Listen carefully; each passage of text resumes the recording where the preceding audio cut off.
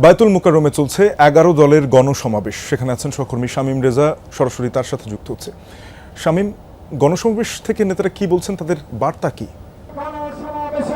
হ্যাঁ শাফিন, জুলাই গণঅভ্যুত্থানের দ্বিতীয় বার্ষিকী উপলক্ষে ১১ দলীয় ঐক্য আয়োজিত যে সমাবেশ সেটা ইতিমধ্যেই শুরু হয়েছে এবং ১১ দলের যে শীর্ষ নেতারা আছেন তারা ইতিমধ্যেই বক্তব্য রাখছেন এবং এখান থেকে তারা বিশেষ করে যে বার্তা আসলে সরকারকে দিতে চাচ্ছেন তার মধ্যে অন্যতম গণভোটের রায় বাস্তবায়ন।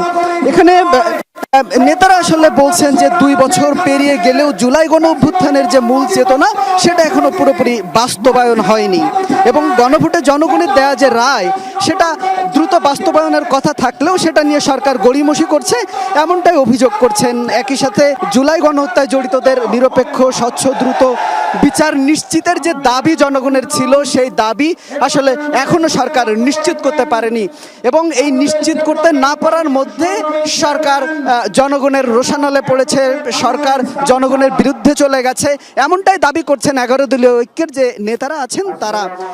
নেতারা একই সাথে বলছেন বিচার প্রক্রিয়ায় কোনো রাজনৈতিক প্রভাব বা পক্ষপাত তারা কোনোভাবেই মেনে নেবেন না। যারা প্রকৃত দোষী তাদেরকে অবশ্যই